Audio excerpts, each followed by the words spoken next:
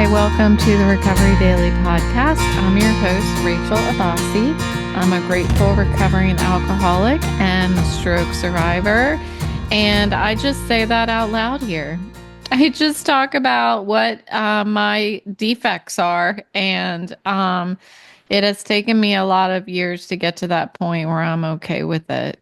And I'm more than okay with it. I want to talk about it because talking about my character defects and my invisible illnesses helps me get unstuck.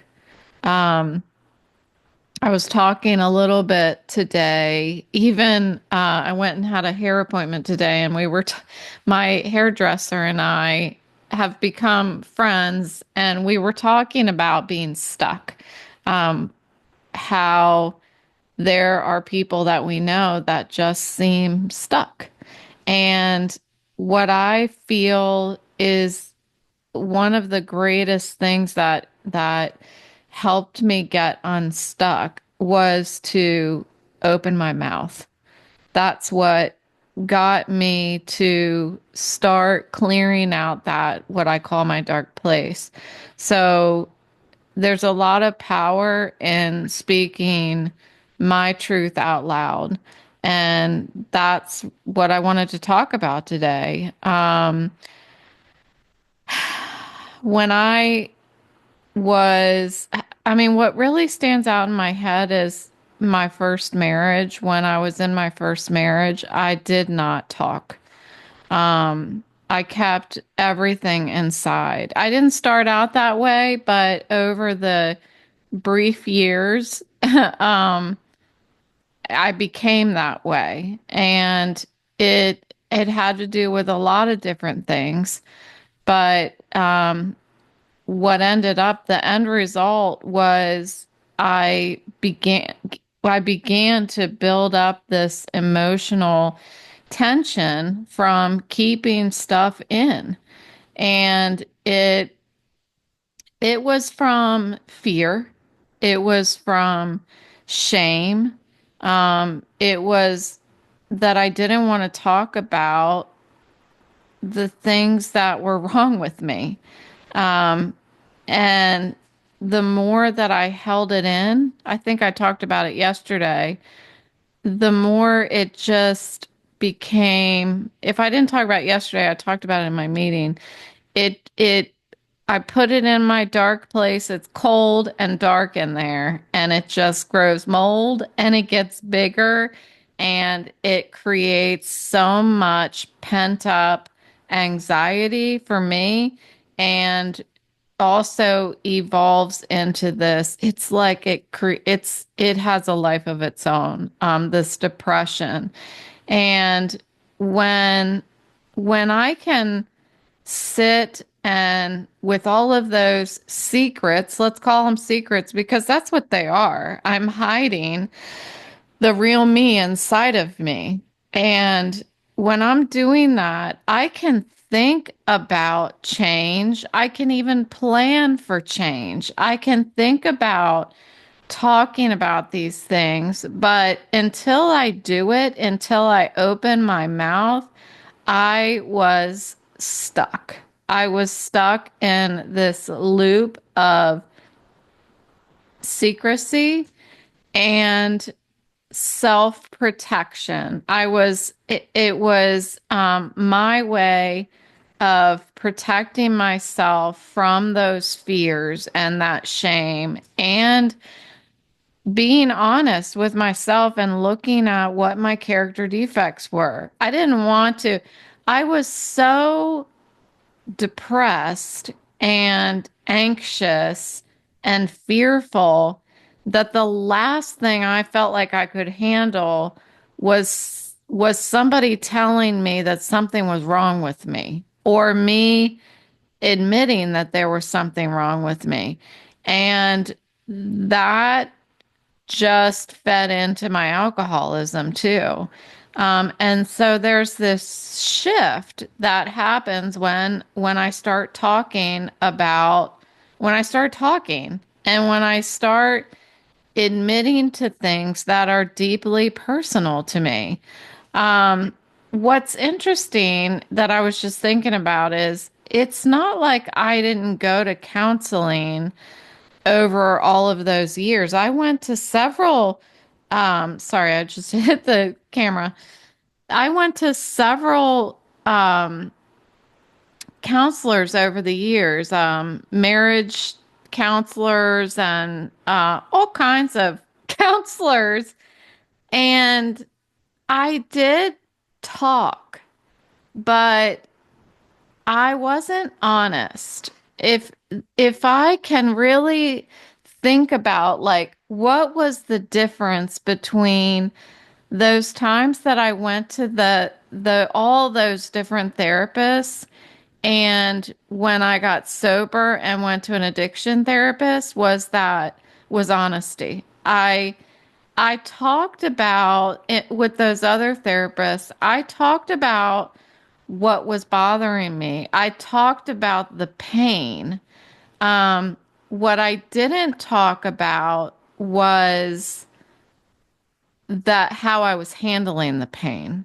I was pointing fingers about I was I was pointing my finger to I'm having a loss for words here. I was pointing my fingers at who to blame for the pain. I wasn't looking. They say when you point at someone, there's three other fingers pointing back at you. Like I wasn't looking at myself.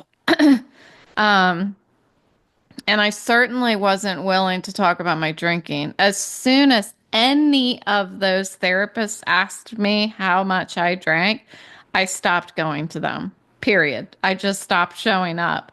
I canceled and I never went back. Um, that should have been a sign, but why would I why would I pay attention to that when I'm not willing to you know, look at any cause I might have had for my pain, that I was doing it to myself. Um, comparing when that time to when I got sober and I was talking to my addiction therapist, I was, you know, I had hit rock bottom, so it wasn't a big thing for me to talk about what was wrong with me at that point. I mean, I shouldn't say what was wrong with me. The stuff that I was embarrassed about or shameful about. It was not a big deal at that point. Granted, I still cried and stuff. I mean, I cried hard. It was hard, but I had already opened Pandora's box to my pain and my shame and my fear that when I started going to this addiction therapist, I had already gone to detox. You know, I had already my family, my friends, my job, like the executives at my job, or at least my boss, knew that I was then at that point a recovering alcoholic. So that secret was out. Um, and once that secret was out,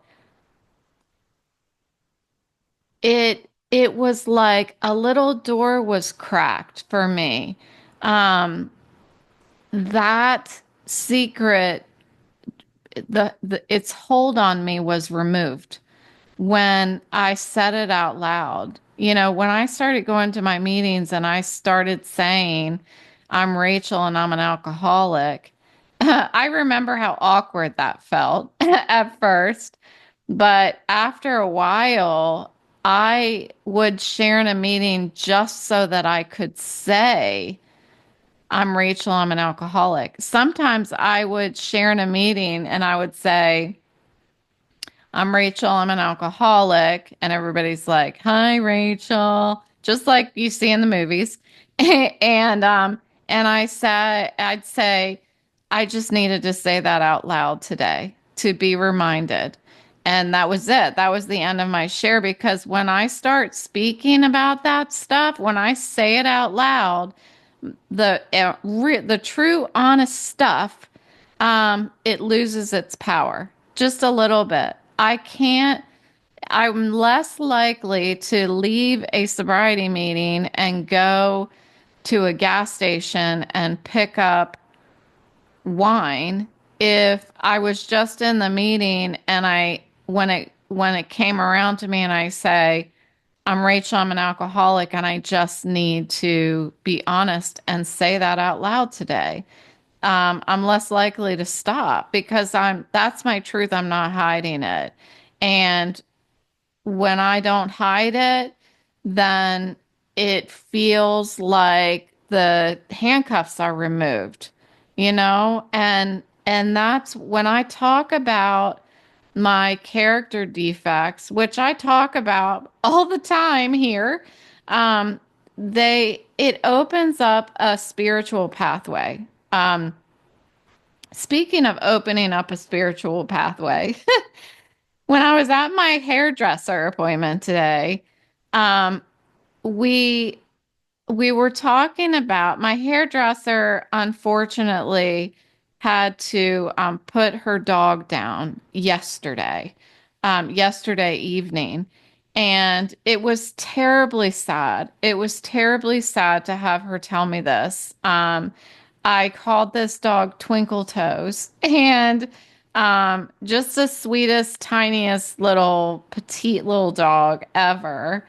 And so she was telling me the story, and then we started talking about our beliefs, um, about what happens when people or animals pass away.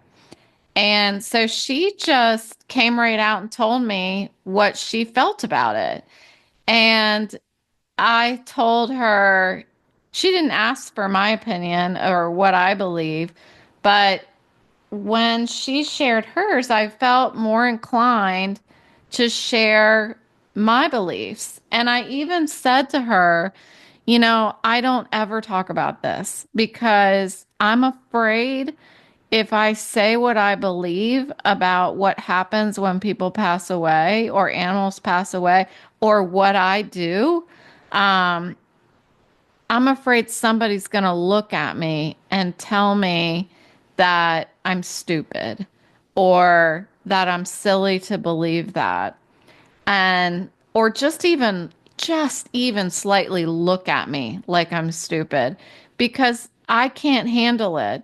I that idea and you guys know this, that idea about what happens when we pass. um you guys know that my higher power is that's where these people go for me. That's just part of my belief that I have construed. But my mind just went blank. It's gonna come back though.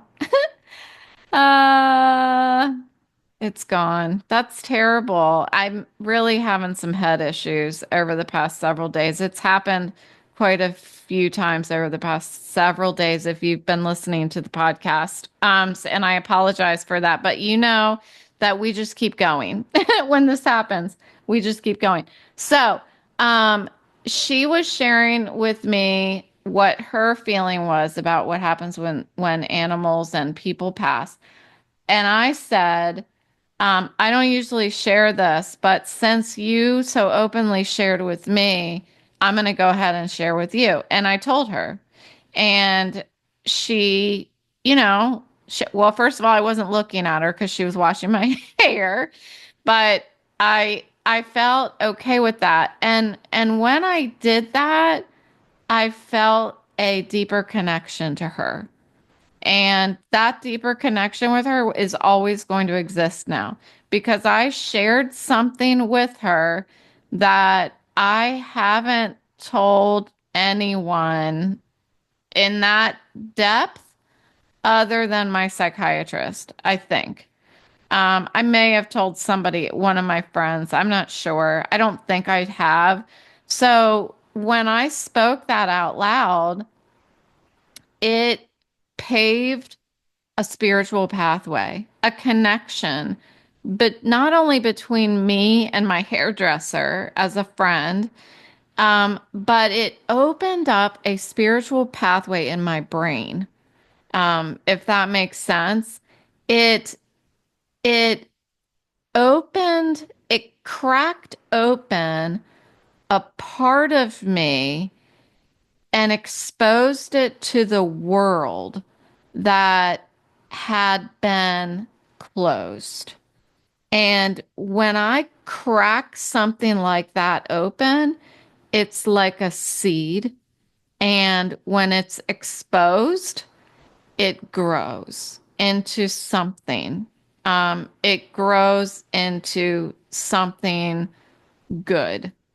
So I, my character defect, that's what I would call it, my tendency to keep things to myself, um, that's a character defect of mine, and it keeps me from growing.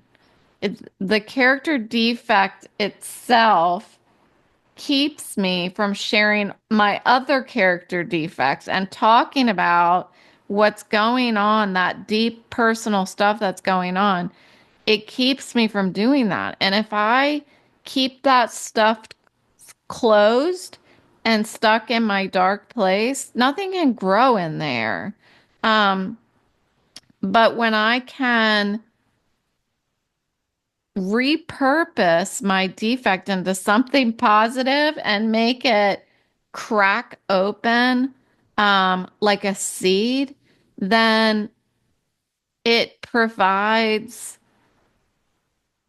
fuel for me. It provides energy for me. It's all from opening my mouth. That's all. If I keep my mouth shut, then I am going to overthink everything that is going on inside of me, between my ears. Like, I can spin on something for years, years. When I am able to have an honest conversation with somebody, it is sacred. Like, when I left, she actually came out this time. This is the only time this has ever happened. She came out after the hair appointment and said hello to my husband. They met for the first time. I've been going to her for 4 years, so they met for the first time. And then when we were saying bye, I went over and hugged her, and I gave her the biggest, longest hug. And it was something that that started between us. But again, something was opened between us, a connection between us. But by me talking about it out loud to another person, not just to my higher power, um, but by talking about it to another person, I cracked open or created a new spiritual pathway in my brain. I I could see um, a new, I'm trying to figure out how to say it, a new, sorry, it must be terrible to listen to a podcast when the person can't think of what they're saying.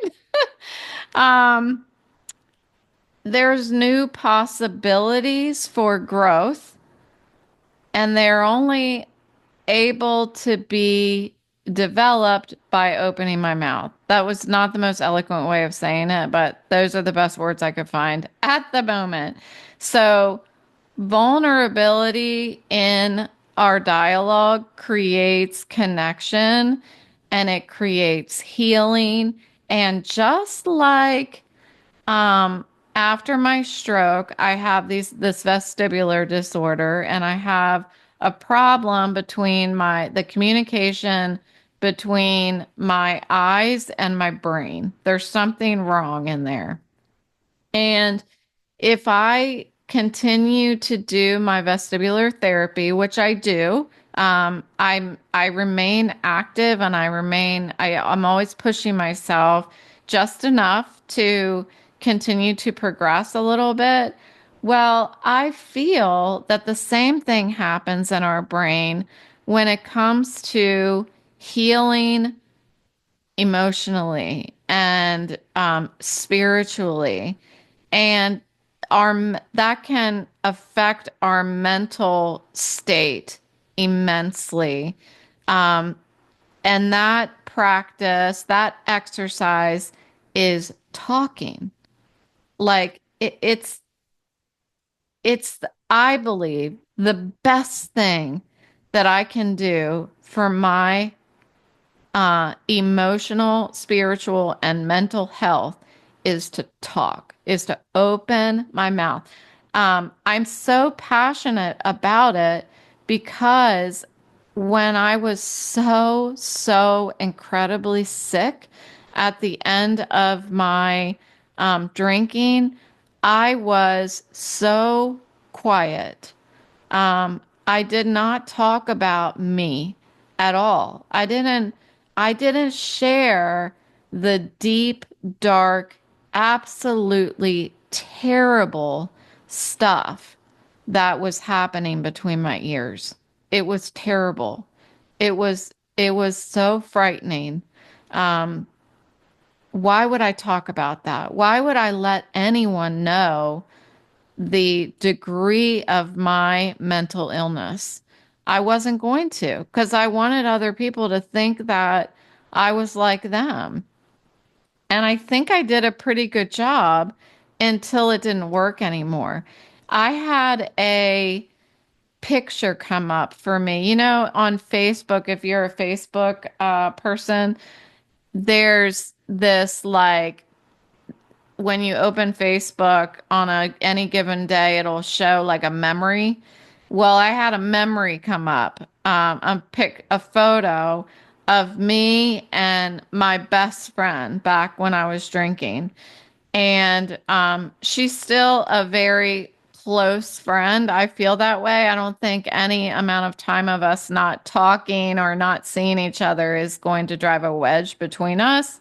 I actually just talked to her the other day, but this picture came up and I'm looking at her and I remember when we took that picture, we were at a winery and it was our day. We were going to go to a few wineries. I don't know. I think it was the same day that we did it was like a wine ghost tour or something like that. Or no, it was a theater wine tour. So we travel from winery to winery on Route 9, and which is a road local to me that connects Virginia to West Virginia. And there's just wineries all along this road. So it was we tour several different wineries, and along the way, like when we stop at each winery, there are these players, a local play actors, a local play group, and they would act out a scene from this traveling play that they were doing for us. And it was really cool. Well, the picture that we took was like at our very last winery, and I was loaded. And you can see in my eyes the disconnection from reality. My eyes were like glazed over. I remember how I felt in that I remember feeling so relaxed and carefree, not a single care in the world. Um, and And yet, when I look at that picture, I was so freaking disconnected. Um, Anything that I talked about, and my friend and I, we talked about hard stuff. We did.